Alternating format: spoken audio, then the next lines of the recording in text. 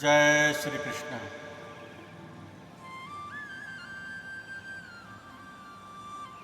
कल की कथा में वेद व्यास जी अपने शिष्यों को, नन्हे नन्हे शिष्यों को सुखदेव जी के पास भेजे हैं। दोबारा दूसरी बार भेजे हैं। पहली बार में सुखदेव जी की समाधि टूटी और फिर समाधि लग गई। फिर दोबारा नन्हे नन्हे शिष्यों को श्लोक सिखाएं और श्लोक सिखाकर उन्हें भेजे सुखदेव जी के पास कि जाओ और सुखदेव जी को श्लोक सुनाना। अहो अकीयम अस्तन कालकूटम जिघासयापाय यदाप्यसाध्वी लभे गतिं शास्त्रुचिन्तां ततोऽन्यं कं वा दयालुं शरणं व्रजे। देखो तो सही भगवान की कैसी लीला है, अपरंपार लीला है भगवान की। पुतना अपने स्तनों पर हलाहल विष लगाकर आई थी, भगवान ने उसको वैकुंठ धाम पहुंचा दिया। उसको मां की श्रेणी दिया। भगवान ने पुतना का स्तनपान किया, उसको मां की श्रेणी दिया और उसको मुक्ति हो गई। वो परम गति को प्राप्त हो गई। इस करुणा की बात को सुनकर सुखदेव की समाधि टूट गई। शिष्यों से बोले आगे बोलो ना। शिष्य ने बड़े प्यार से बोले कि हमें तो इतना ही आता है, इससे ज्यादा सुनना है तो अपने पिताजी के पास चलिए। सुखदेव जी खड़े हुए और दौड़े दौड़े सुखदेव जी वेद व्यास जी के पास आ गए और वेद व्यास जी के चरणों में गिर करके बोले कि पिताजी मुझे कृष्ण का कथा सुनाइए, मुझे भागवत सुनाइए। महर्षि वेद व्यास ने सोचा कि मेरा पुत्र आ गया है, लेकिन भागवत को पढ़ने का प्रथम अधिकारी कौन है? जिसने काम को जीता हो, क्रोध को जीता हो, ये दोनों हमारे जीवन का महान शत्रु है। दो जीवन के महान शत्रु हैं, भयंकर महान शत्रु है। क्या क्या है? काम और क्रोध। जहां काम तहां राम नहीं।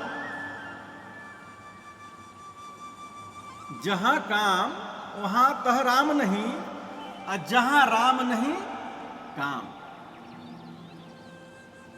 जिस हृदय में पहले काम बैठ जाएगा वहां राम को आने में संकोच लगता है। तो पहले हमें राम को बैठाना है, और जब राम को बैठा लेंगे तो वहां काम कभी नहीं आ सकता है। इसलिए सुखदेव ने काम को जीता है। इसलिए सुखदेव ने काम को जीता है कि नहीं, क्रोध विजय पाई है कि नहीं, इसकी परीक्षा कैसे ले। हालांकि जानता हूं कि सुखदेव में काम क्रोध को जीता है, लेकिन यदि मैं संसार से कहूं,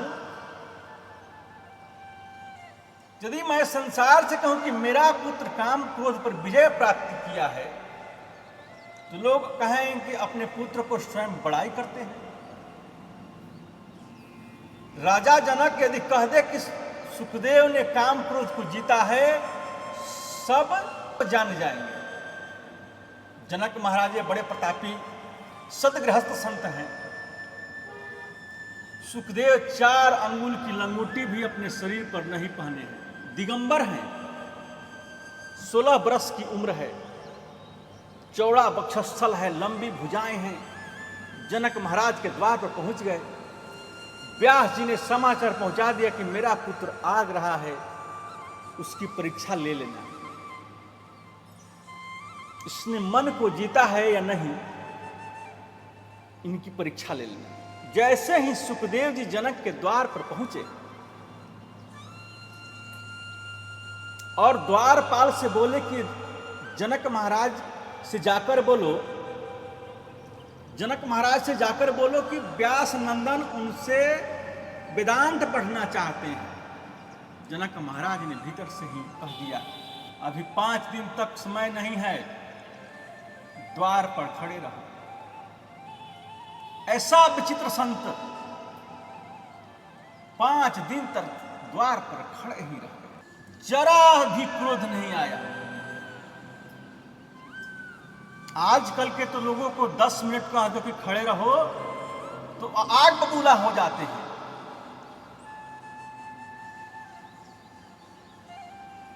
तो व्यास नंदन ने 5 दिन तक जनक के द्वार पर खड़े रह गए। उनको तनिक भी क्रोध नहीं आया, विषम परिस्थितियों को भी मुस्कुरा कर निकाल दे, वही तो संत है।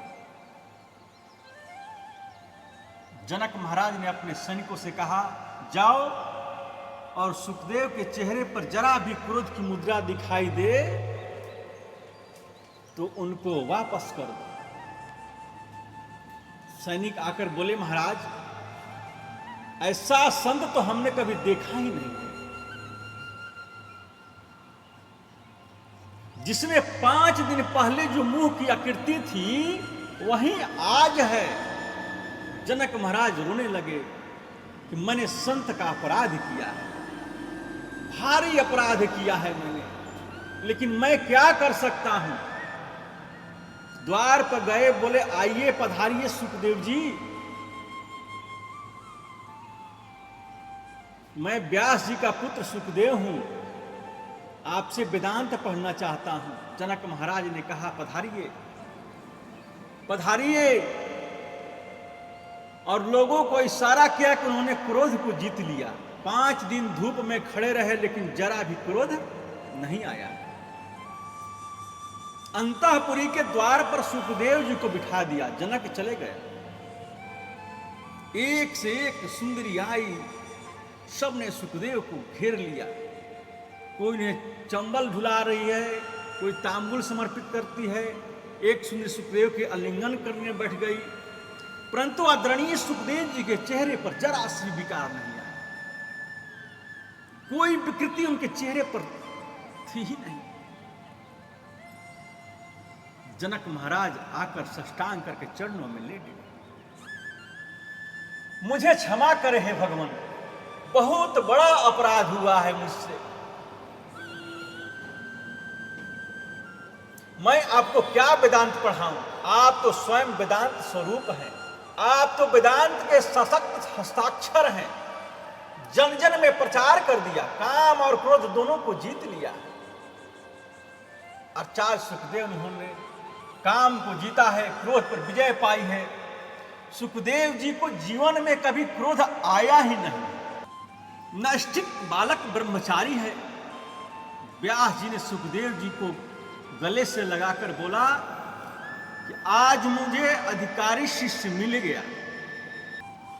जैसे शिष्य की इच्छा होती है, जैसा शिष्य एक संत महात्मा चाहता है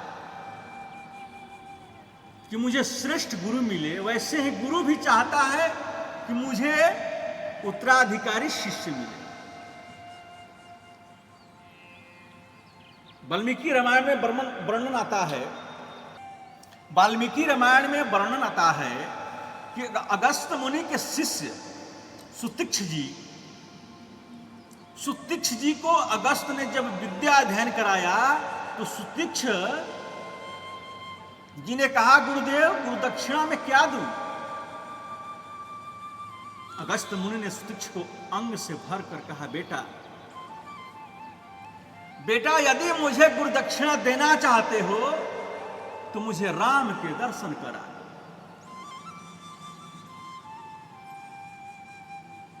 गुरुदेव अपने शिष्य से कहते हैं राम के दर्शन करा दो, मुझे और कुछ नहीं चाहिए, क्योंकि तुम्हारा जैसा तपस्वी शिष्य मिलना भी भाग्य की बात है। इसलिए सुतीक्ष्ण जी के आश्रम पर मेरे रघुवर आए तो सुतीक्ष्ण जी ने उन्हें अगस्त मुनि के आश्रम पर ले जाकर गुरुदेव को प्रभु श्री राम से दर्शन कराया। इससे ही महर्षि वेद व्यास को परम हर्ष हुआ, बहुत खुशी हुई, बहुत आनंद हुए। मुझे तो मेरे ही जैसा तपस्वी शिष्य मिल गया। पुराणों की विद्या दिगंबर नहीं कह सकता, इसलिए व्यास जी ने उन्हें कौपीन पहनाई। सुखदेव जी दिगंबर जरूर हैं, लेकिन ऐसे दिगंबर नहीं कि कौपीन पहनते हैं। उनको श्रीमद् भागवत का अध्ययन कराया। भागवत को पढ़कर सुखदेव गदगद हो गए। महर्षि परीक्षित जब 7 दिवस में मृत्यु की श्राप मिला और कोई भी निर्णय नहीं कर पाया, तो केवल 7 दिन में परीक्षित को मोक्ष कैसे मिले। तभी आदरणीय सुखदेव परीक्षित की सभा में आए। ऐसे ही भागवत सुनाई सज्जनों। परीक्षित की 7वें दिन परीक्षित के लिए विमान आ गया और परीक्षित वैकुंठ को चले गए। सनकादिक ऋषियों ने पूछा, ये परीक्षित कौन है, किसके पुत्र हैं? किसके पुत्र हैं परीक्षित? 7 दिन में मरने पर श्राप उन्हें क्यों मिला? 7 दिन में मरने का श्राप उन्हें क्यों मिला? श्री सूत जी ने कहा कि परीक्षित के जन्म के प्रसंग को सुनाना मैं आवश्यक नहीं समझता, लेकिन सुनाऊंगा, क्योंकि परीक्षित की जन्म कथा से श्री कृष्ण का कथा उदय होता है। जिस मानव की कथा परमात्मा से संबंध जोड़, या जिस मनुष्य की कथा से परमात्मा की कथा जुड़ जाए, उस मनुष्य की कथा परमात्मा की कथा से कम नहीं होता है। इसलिए मैं तुम्हें सुनाऊंगा। कौरव पांडव का जब युद्ध चल रहा था, सभी कौरव मारे गए। कौरव में केवल एक बचा है, दुर्योधन। आदरणीय भीमसेन ने अपनी गदा के प्रहार से दुर्योधन को जंघा को तोड़ दिया। एक एक पल गिन रहा है अपनी मौत का, कब मृत्यु हो जाए कौन जाने। ऐसी उसकी परिस्थिति बन गई। दुर्योधन पड़ा हुआ है। कौरव के गुरुदेव के पुत्र अश्वत्थामा है। अश्वत्थामा ने आकर कहा, मित्रवर, ये तुम्हारी दुर्गति किसने की? तुम्हारी जंघा को किसने तोड़ा? किसने किया यह दुर्व्यवहार? दुर्योधन ने कहा कि मित्र, 5 पांडवों को मार कर आओ। ऐसे भी हो 5 पांडव मारे गए तो मैं समझूंगा कि मुझे सब कुछ मिल गया। अश्वत्थामा ने कहा, एक कौन सी बड़ी बात है, समझ लो आज 5 पांडव मर गए, 5 की मृत्यु हो गई। तो कहते हैं कि जिसके रखवाला भगवान नारायण हो, जिसके रक्षक स्वयं नारायण हो, उसको कोई मार सकता है? उसका कोई बाल बाका कर सकता है? उसको कोई छू भी नहीं सकता है। जिसके रक्षक कन्हैया है, जिसके रक्षक गोविंद हैं, उन्हें कोई मार सकता नहीं है। 5 पांडव तान दुपट्टा सो रहे हैं, लेकिन गोविंद छड़ी लेकर उनकी रखवाली में खड़े हैं। अर्जुन की नींद खुली और देखा तो कहा, गोपाल आप सोए नहीं? कृष्ण ने कहा, तुम्हें नींद आ रही है क्या अर्जुन?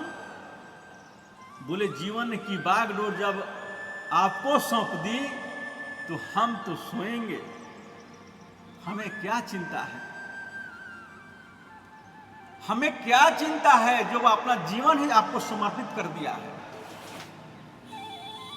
हमें किस बात की चिंता है? लेकिन मैं कहता हूं कि उस स्थान पर तुम्हें नहीं सोना चाहिए। लेकिन मैं कहता हूं कि उस स्थान पर तुम्हें नहीं सोना चाहिए। पांचों पांडवों को श्री कृष्ण दूसरे स्थान पर ले गए। द्रौपदी के पांचों पुत्र वहीं पर सो रहे थे।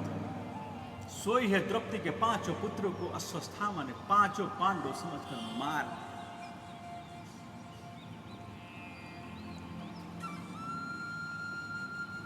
दुर्योधन ने कहा, क्या प्रमाण है कि तुमने पांचों पांडवों को मार दिया? अश्वत्थामा बोले, मैं तो पांचों के सिर लाया हूं काटकर। जैसे ही प्रकाश में पांचों के सिर को देखा, दुर्योधन ने कहा, अरे मित्र, ये क्या किया तुमने? तुमने तो घोर अन्याय कर दिया है। मैंने तो पांचों पांडवों को मारने के लिए कहा था, तुमने तो द्रौपदी के पांचों पुत्र को मार दिया। हमारा वंश तो खत्म हो गया, हमारा वंश तो खत्म ही हो रहा था। एक पुत्र बचा था मेरा, वो भी मृत्यु को प्राप्त हो गया। अरे 5 द्रौपदी के बेटे बचे थे, इनको भी मार दिया। रोते रोते दुर्योधन जमीन पर गिर पड़ा और उसका प्राण हो गया। जिसके 5 पुत्र मारे गए, उस माता की परिस्थिति क्या होगी, आप विचार करके देखिए। द्रौपदी बार बार विलाप करती है, उन्हीं की भांति करुणा रुदन करती है। क्या बिगाड़ा था मेरे पुत्रों ने? दुष्ट अश्वत्थामा ने क्यों मार दिया? मेरे अबोध बच्चे सो रहे थे, सोते हुए के सिर काट दिया। क्यों ऐसा किया? इस दृश्य को देखने लाखों नर नारियां राम राम कैसा कृत्य कार्य किया है। अर्जुन ने द्रौपदी के करुण बंधन को जब देखा तो हाथ में धनुष बाण ले लिया। देवी द्रौपदी, तुम्हारे 5 पुत्रों के मरने वाले अश्वत्थामा को आकाश पताल कहीं भी छिपा होगा, जीवित तो नहीं छोड़ूंगा। गांडीव धनुष हाथ में लेकर उसको मारने के लिए दौड़े। अश्वत्थामा ने देखा कि अर्जुन हमें तो मार देगा, अपना ब्रह्मास्त्र चला दिया। आकाश मार्ग से विशाल ब्रह्मास्त्र आते देख अर्जुन कृष्ण के चरणों में गिर पड़े। कृष्ण कृष्ण महाबाहो भक्ता नाम भयंकरम